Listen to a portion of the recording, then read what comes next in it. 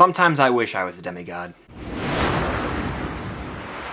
What's going on, guys? I'm Chris, and welcome back to another video. So today I got my review of Percy Jackson and the Olympians. This is the upcoming Disney Plus series. The first 2 episodes start streaming on December 20th on Disney Plus. I was able to watch the first 4 episodes early, so these are my non-spoiler thoughts on the show so far. Before I get into this thing, be sure to hit that like button, drop your predictions and expectations for the show down below. Subscribe and hit that notification bell to help me reach my goal of 100,000 subscribers here on the channel. It would mean a lot. And go show some love to the Unusual Couple podcast for weekly episodes with myself and my girlfriend Cam. She's a huge Percy Jackson fan as well, so go check out her channel for her review. Alright, so before I go any further, here's my personal background with Percy Jackson.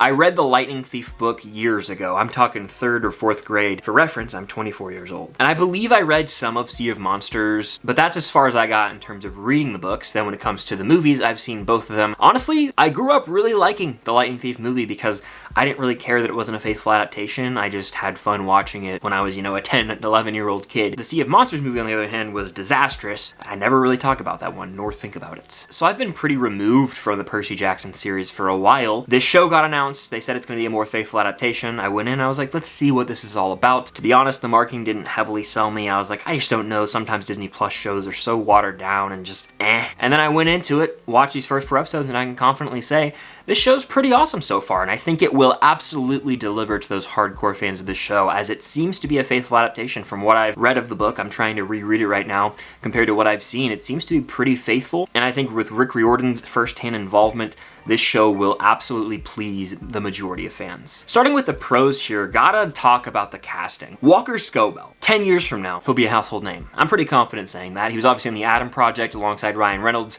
and he's now Percy Jackson, the main man himself here, and he just fits into this role perfectly. He plays that sort of shy, awkward kid really well, but he's got a distinct sense of humor, and you can't help but root for him. He's almost like this underdog when he arrives at Camp Half-Blood. Walker Scobell, again, just owns this role, and he has that look of Percy Jackson down to a T. And a key relationship Percy Jackson has in his life is with his mother, Sally, and the 2 characters in the show so far have outstanding chemistry. You really buy into the mother-son relationship, and it hits you real hard in the feels at times. In fact, Virginia Cole, who plays Sally Jackson, Percy's mother, is one of the best actresses on the show so far. She crushes it here, and you just buy into the fact that she cares so much about Percy that she's willing to endure a pretty awful living situation with the pig that is Gabe, and she just loves her son so much she'll do anything to protect him, and that's at the forefront here. She's what a mother should be, and that relationship is the emotional core of this show. But then you've got the other characters surrounding Percy. Grover and Annabeth being the 2 significant ones, as they're sort of the main trio of this show. Apologies if I mispronounced the name, but Aryan Simhadri, who plays Grover, is also great. He's constantly looking out for Percy, protecting him, as his title would insinuate, and his character is definitely the comedic relief of the show. Obviously, everyone's got their little jokes and quips that they crack throughout, but he's got some moments to shine here. And of course, Leah Jeffries as Annabeth is a star. On the one hand, she's a badass warrior, on the other, she's a great friend to Percy, and their scenes together are awesome, how they slowly start to warm up to each other over the course of the show. The casting for the main trio really works. Another big positive with the show is the world building. This is a huge world. It's one where Greek gods actually exist, and so to make you buy in takes a lot in terms of writing a world that feels somewhat believable, and they do that from the jump here. Camp Half-Blood feels so grand in scale, and the whole world just feels so immersive. It's easy to just buy in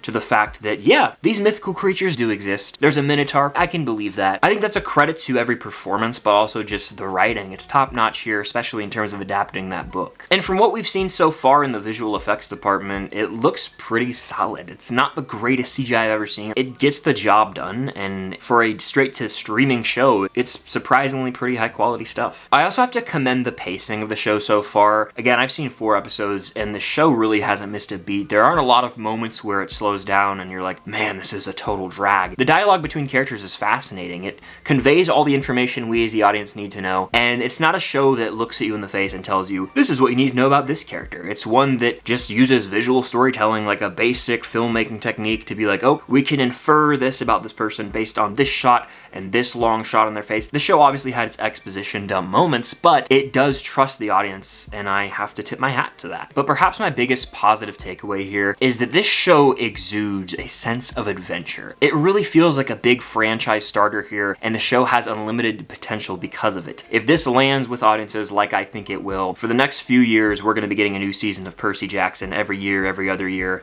and it has the potential to be on par with something like Harry Potter. I know you're probably going to hear that a lot, but it's true. It builds built out this world wonderfully. It's got lovable characters, the stakes feel high, and there are even little sprinkles of things we can expect further down in future seasons, which I'm all in on. So I have to applaud everyone involved with the production of this, the cast, the crew, the writers, everything, because this show just feels like there was so much care put into it, and a lot of times with straight to Disney Plus shows, specifically the MCU, I don't want to compare here or take shots at it, but you guys know how I feel about some of those shows. They feel rushed through and they're like, we gotta get this out, we gotta pump out this content, when in reality, all you need to do is take a step back, put some care, put some love and heart into it, and that will shine through. You can tell when something's artificial, and this show is the complete opposite of that. There is so much admiration for these characters in this world, and it shines through on the screen, making for a show that I think will undoubtedly stick with viewers and resonate deeply. Now, with that being said, I have a few little gripes here and there. One in particular is actually in the editing department. Every single episode I've seen makes this really interesting choice. Now, this is not a knock at the show, it's more so just a,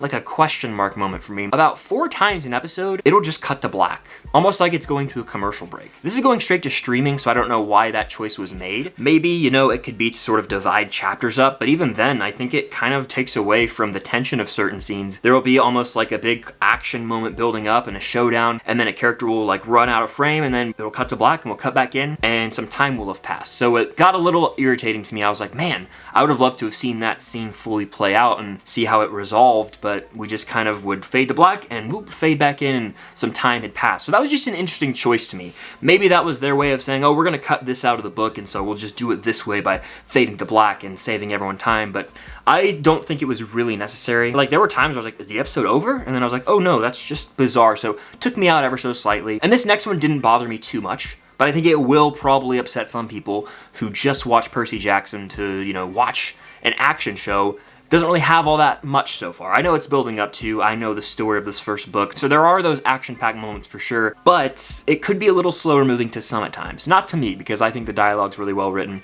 but it's not like there's a battle scene every episode, and it's not Game of Thrones. Some people might go in thinking that and be disappointed. That's not the case here. It is a family-friendly show, so it is a little tamer. I think at the end of the day, we have to remember this is on Disney Plus, so there's not going to be blood and gore and all these crude things, and I just have a feeling with certain audiences, they'll be like, damn, I wish the show was like more mature, when in reality, it's based on a book series made for kids. But based on everything I've seen so far, the show really hasn't missed a beat. I've got a little gripes here and there. Some of the humor doesn't land for me, but it's not really targeted for me. Through and through though, really enjoyed what I've seen so far. It's an adventurous time. I care a lot about these characters, and above all else, you can tell so much thought and real care was put into this show, which is rare nowadays for projects like this. I'm really curious to see how these next few episodes land, and I honestly hope we get a season 2, because like I said earlier, this could be the next big based on a book adaptation that is a huge hit come season 4 or 5, when the hype really gets going for it. I think fans of Percy Jackson will absolutely be satisfied, and I think a lot of common folk like myself will get on board with this and enjoy the journey it has to offer.